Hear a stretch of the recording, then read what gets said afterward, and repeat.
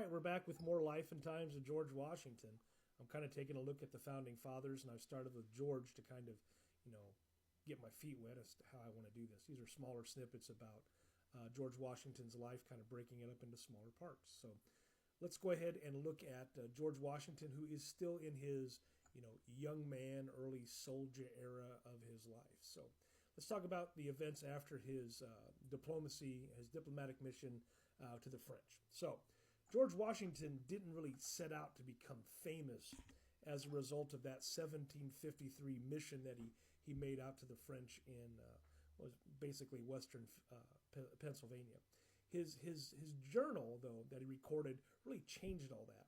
So after surviving the winter journey to see the French and making it back to Virginia, Washington really turned his exploits into a detailed written report.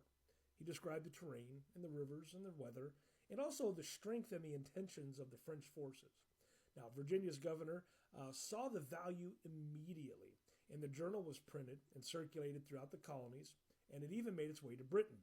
And suddenly, Washington wasn't just this young, colonial officer. He was a first-hand witness to a growing international crisis.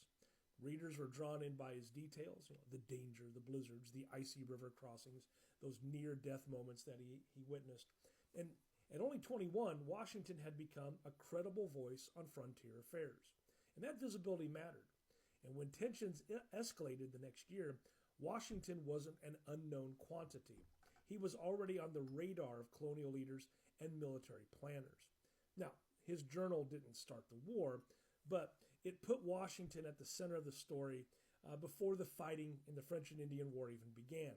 And long before social media or press tours or whatever, this carefully written report launched George Washington's public career.